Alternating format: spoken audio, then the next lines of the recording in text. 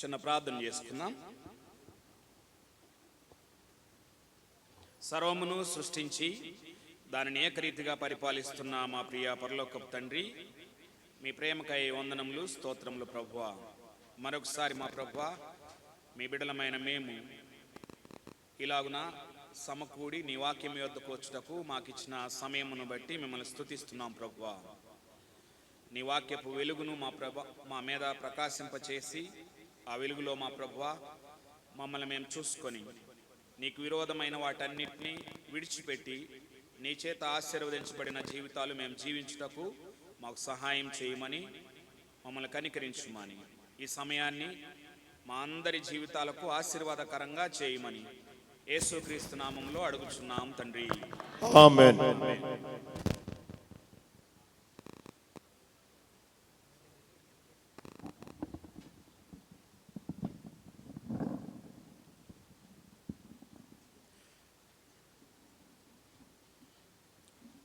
So వాక్యంలోనికి వెళ్ళక ముందు నేను కొన్ని మాటలు చెప్తాను. అవి గుర్తుపెట్టుకుంటే వాక్యాన్ని అనుసరించడం తేలిక.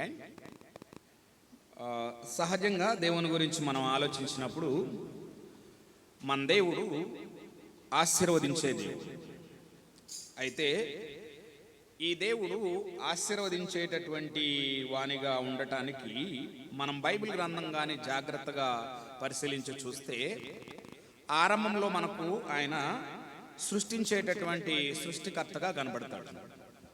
ఆ తర్వాత సృష్టించబడినటువంటి వాటిల్లో శ్రేష్టమైన వాడైన మానవుడు పతనమైన తర్వాత ఆ మానవుణ్ణి విమోచించేటటువంటి దేవునిగా కనబడతాడు.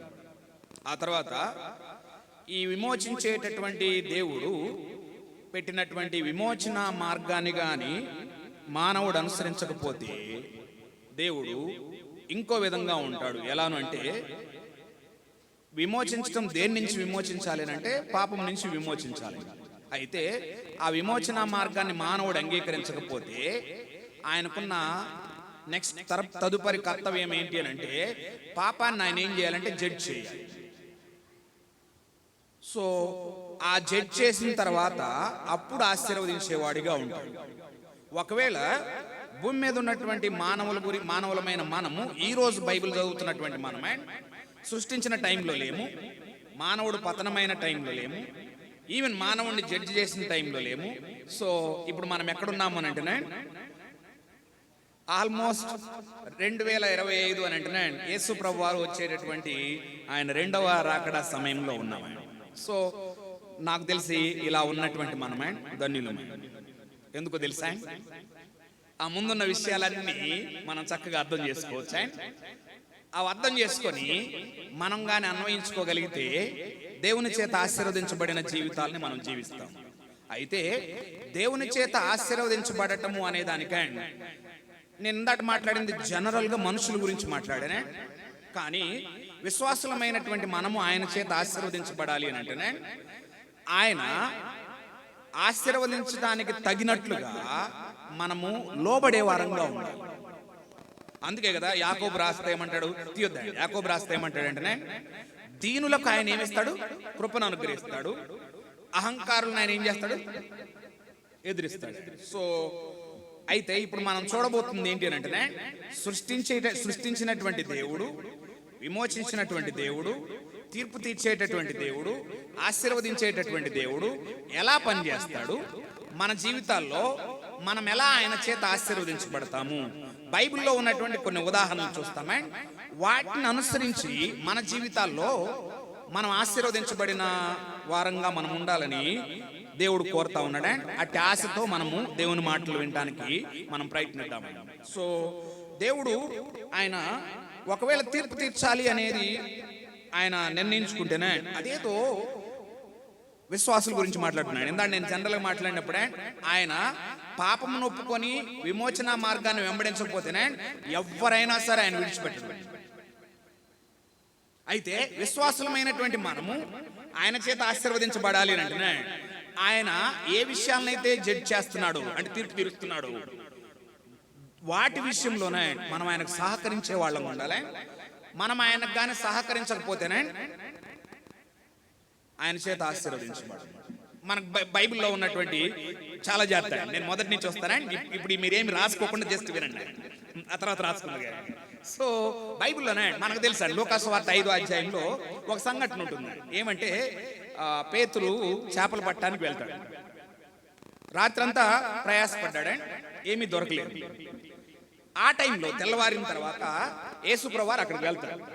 అక్కడికి వెళ్ళినప్పుడు సో ఆయన చెప్తాడు, రాత్రంతా ప్రయాసపడ్డాం కానీ ఏమీ దొరకలేదు. చాలా జాగ్రత్తగా విశ్వాసులమైన మనం ఆశీర్వదించబడుతున్నామా లేదనే దాన్ని జస్ట్ ఇక్కడ చూసి మనం మొదటి నుంచి చూసుకుంటూ వద్దామా. అక్కడ జరిగినటువంటి విషయం ఏంటి అంటే, ఈ చేపలు పట్టడంలో నిష్ణాతుడు పేతురు. ఎప్పుడు చేపలు పట్టేటటువంటి వృత్తేనండి. అలాంటి ఆయన దగ్గరకు వచ్చి తెల్లవారిన తర్వాత ఆయన చాలాసేపు మాట్లాడిన తర్వాత అప్పుడు వలలేయమన్నాడు. పేతురు ప్లేస్లో మనం ఉండుంటే ఎలా ప్రవర్తించేవాళ్ళం?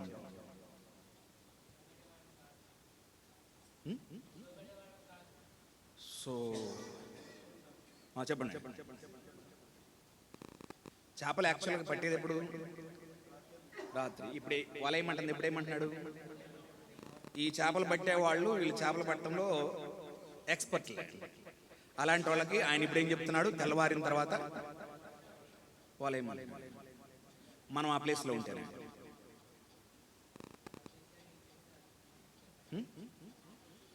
సో వినం. చాలు చెప్పారు. తెల్లారిన తర్వాత ఇప్పుడు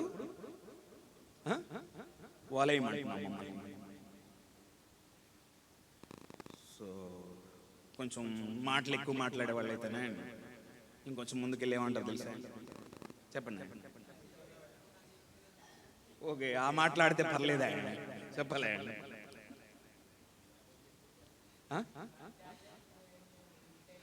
ఆ మాటలైతే పర్లేదా? ఎక్కువ మాట్లాడే వాళ్ళు చాలా పదాలు ఉపయోగిస్తారండి వాళ్ళు. దాన్ని ఇంకో పదాల్లో వాడతారు. చెప్పండి అదేంటో. ఇప్పుడన్న పదాన్ని ఏమన్నారు? నీకు ఇచ్చా ఏమన్నా చాడస్తామా ఇప్పుడు వలయమంటున్నావు అని ఇంకో పదాలు వాడతారండి. నీకేమన్నా మీరైతే ఏమంటారు దాన్ని? ఇప్పుడు పిల్లలు వేరే వేరే పదాలు వాడుతున్నారండి. మీరు మనం కూడా అవన్నీ గమనించాలి. ఏమన్నా స్క్రూ లూజ్ అయిందా అంటారా? ఇంకో పదం పిల్లలు చాలా వాటిని వాడుతుంటారే. Of course. సో కానీ పేతురుకున్నటువంటి బ్యూటీ ఏంటి అని అంటే, ఇక్కడ ఒక చోటే కాదండి. పేతురులో ఉన్నటువంటి లక్షణం ఏంటి అని అంటే, వల వేయమంటే ఏమీ మాట్లాడకుండా వలేసలే. ఈ రోజుల్లోనే విశ్వాసులు, ఈవెన్ దేవుని సేవలో ఉన్న వాళ్ళే కొంచెం తెలిస్తే చాలే చెప్పాలి.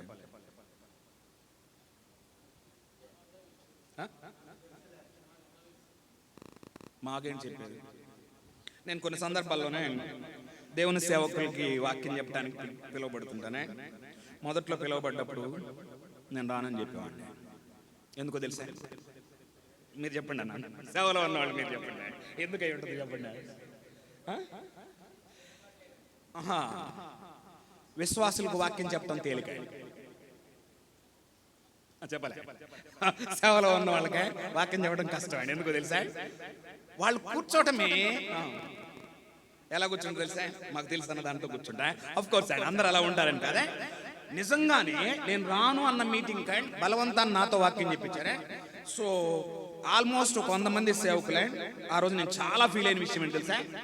అదే మెసేజ్ కానీ విశ్వాసులు ఉన్నటువంటి ఒక కూడికలో చెప్పుకుంటేనే చాలా చక్కటి వాతావరణంలో ఆ మాటలు వినేవాళ్ళే. కానీ సో ఈ మాటలు ఎందుకు నేను ఈ మాటలు మాట్లాడుతున్నానంటేనే, మనము దేవుని చేత ఆశీర్వదించబడాలి అని అంటేనే ఎప్పుడు మనలో ఉండాల్సినటువంటి చాలా ప్రాముఖ్యమైనటువంటి లక్షణం ఏంటి అని అంటేనే లోబడి ఉండటం మనం నేర్చుకోవాలి. పేతురు విన్నాడే, ఎన్ని పడ్డాయి అని చెప్పండి విస్తారంగా. ఆ ఒక చోటే కాదే పేతుకున్నప్పుడు. సో పేతురే మామూలుగా ఆయన జీవితంలో కైసరా ప్రాంతాలకు వచ్చినప్పుడే జనులు ఏమనుకుంటున్నారు అని అడిగితే వాళ్ళు అట్లా ఎట్లా అని చెప్పారా. అయితే మీరేమనుకుంటున్నారు అని అడిగినప్పుడు నువ్వు సజీవుడైన దేవుని కుమారుడు అని చెప్పాడు. చాలా జాగ్రత్తగా. సో ఇవన్నీ మన మెసేజ్కి అవసరమేనే. కొంచెం ముందుకెళ్ళిన తర్వాత యేసుప్రభువు వారు ఏమన్నాడంటే, ఆయన సంఘం గురించి మాట్లాడి, ఇదిగో నేను యెరూషలేము వెళ్ళి పెద్దల చేతను ప్రధాన యాజకుల చేతను అందరి చేత హింసించబడి చంపబడి 3వ దినం లేవుట అగత్యమన్నాడు. పేతురేమన్నాడు?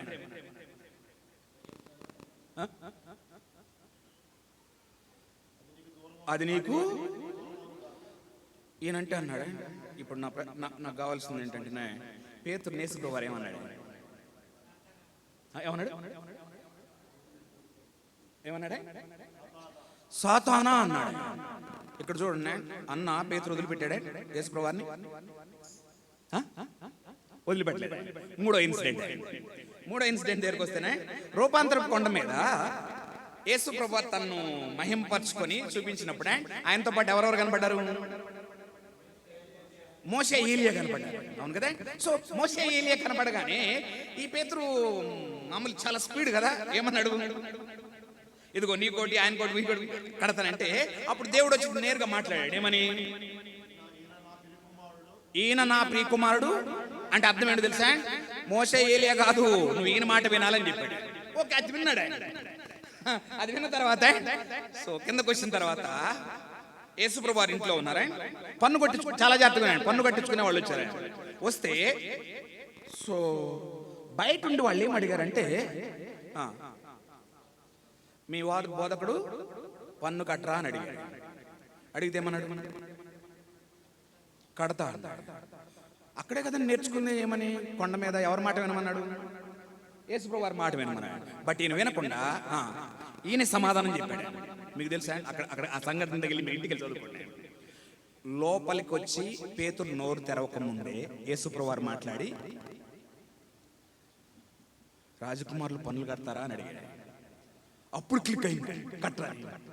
సో ఇప్పుడు ఏం చేశాడండి యేసుప్రభువు వారు? తొందర చెప్పండి, మన మెసేజ్లకు తొందరగా వెళ్ళిపోతాం. ఇప్పుడు ఏం చేశాడు యేసుప్రభువు వారు? పేతుర్ని పోతే పోయిందిలే, నువ్వు కడతానని చెప్పావు కదా అని జేబులోంచి తీసి 1 షెకెల్ ఇచ్చి మన ఇద్దరు కట్టే అనలేదా? ఏం చేశాడు పేతుర్ని? ఎక్కడ పంపించాడు? చేప పట్టి అందులో దొరికే షెకెల్ తీసుకొచ్చి, చిన్న విషయం కాదా, చేపలు పట్టడం వదిలేసిన ఆయన మరలా చేపను పట్టడానికి సముద్రానికి వెళ్తే చేపలు పట్టే వాళ్ళు ఏమని ఉంటారు?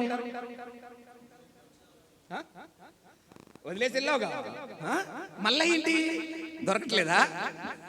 తిండి దొరకట్లేదా? ఆయన ఏం పెట్టట్లేదా? ఆయన ఏం ఇట్లేదా? మళ్ళా వచ్చేసి ఎన్ని మాట్లాడి ఉంటారు. అవును కదా. అప్పుడు ఎంత మామూలు లోపల మదన పడి ఉంటాడు. అయినా యేసుప్రభువు వారిని విడిచిపెట్టలేదు. యోహాను సువార్త దగ్గరికి వస్తే 6వ అధ్యాయంలో యేసుప్రభువు వారు చాలా ఉన్నతమైన విషయాలు మాట్లాడాడు 6వ అధ్యాయంలో. సో నేను మీకు ఇప్పుడు సలహా ఇస్తాను.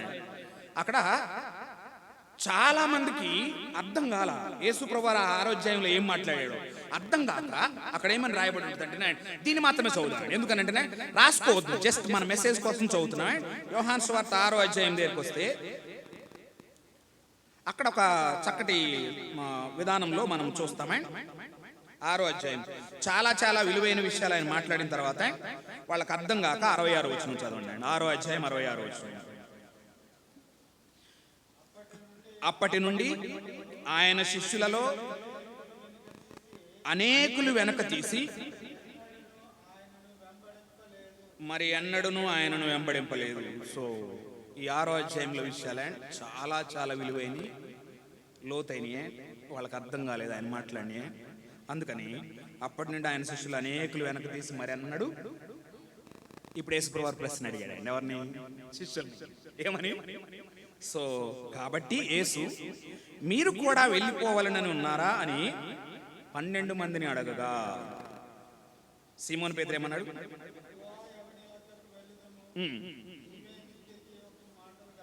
పోలేదు, నేను పోము, నీ దగ్గర ఏమున్నాయి?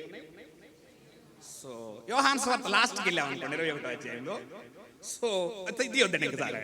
సో యోహాను సువార్త చివరికి వెళ్ళాం అనుకోండి, అక్కడ ఉన్న సంఘటన ఏంటి అంటే యేసుప్రభువు వారు పునరుత్థానుడయ్యాక పేతురు ఏం చేశాడంటేనే చేపలు పట్టడానికి పోతున్నా అనగానే మిగిలిన వాళ్ళు అందరూ కూడా అందరు చేపలు పట్టడానికి వెళ్ళారు. కాకపోతే యేసుప్రభు వారే పేతురుని విడిచిపెట్టాడు. ఇన్ని సంఘటనల్లో కూడా విడిచిపెట్టిన పేతురునే ఎక్కడ కూడా విడిచిపెట్టలేదా? సో అప్పుడు యేసుప్రభు వారు వెళ్ళి వాళ్ళు రాత్రి అంతా చేపలు పెట్టారు, ఒక్కడు కూడా దొరకలేదు. అవును కదా? సో ఇప్పుడు మరలా చెప్పాడు వలయమని. అప్పుడు ఏం చేశారు? మళ్ళా వలేసారు, వేస్తే చేపలు దొరికినాయి. ఆఫ్ కోర్స్ అక్కడి నుంచి నేర్చుకోవాల్సిన అంశం. ఇలా మనం చూస్తేనే ఈ సందర్భాలన్నిటిలో దేవుని మాటకి లోబడటము అనేటటువంటి దాన్ని మనం క్లియర్గా చూస్తాం. చాలా హట్ చేసే మాట్లాడు. చేపలు పట్టడానికి వెళ్ళటం అని అంటేనే చాలా కష్టంతో కూడిన, అంతేం తేలిక కాదు. సాతానా అని అంటామంటేనే అంత తేలికైన మాట కాదు. అవును కదా? ఇలా ఇన్ని సందర్భాల్లో కూడా పేతురు యేసుప్రభు వారిని విడిచిపెట్టి వెళ్ళలేదు. సో మన జీవితంలోనే పేతురు ధరించింది పెద్ద పాఠమే. ఇంటికి వెళ్ళి పేతురు పత్రికలు చదవండి, ఇప్పుడు బాగా అర్థమైంది. ఆయన యేసు ప్రభుతో ఉన్నప్పుడు జరిగిన సంఘటనలన్నీ ఉదహరిస్తా విలువైన విషయాలు రాస్తారా. సో ఆ విలువైన విషయాలు ఏంటో తెలుసా? బైబిల్లో ఉన్నటువంటి మిగిలిన 66 పుస్తకాలు, అంటే 66లో ఈయన 2 కదా, 64 పుస్తకాల్లో కనపడని దేవుని యొక్క గవర్నమెంట్ ప్రకారం దేవుడు ఎలా డీల్ చేస్తాడు అనేటటువంటి దాన్ని పేతురు ఒక్కడే రాశాడు. మిగిలిన వాళ్ళు ఎవరు రాయలేదు. సో ఇప్పుడు మన అంశంలోకి వెళ్దాం. చాలా జాగ్రత్త మన మనసులో పెట్టుకుందామే, మనం మెసేజ్ విన్నామే. సో నిదానంగా కొన్ని వచనాలు చదివి తొందరగా మన మెసేజ్ పూర్తి చేసుకోవడానికి ప్రయత్నిద్దాం. మరి మనం రావటం లేటుగా వచ్చామే, తొందరగా వెళ్దామా లేటుగా వెళ్దామా? సారీ అండి, అలా అని మిమ్మల్ని అందరినీ ఎక్కువసేపు కూర్చోబెట్టినాయి. సో తొందరగా కొన్ని వచనాలు చూద్దాం. మొదటగా మనం రాసుకునేటటువంటి వచనాలు దేనికి అంటే సృష్టించు దేవుడుగా కొన్ని వచనాలు చెప్తా ఉంటానే. సో అవి జస్ట్ మనం చదివి మన అంశంలోనికి వెళ్దాం. మొట్టమొదటి ఆదికాండం 1వ అధ్యాయం 1వ వచనం.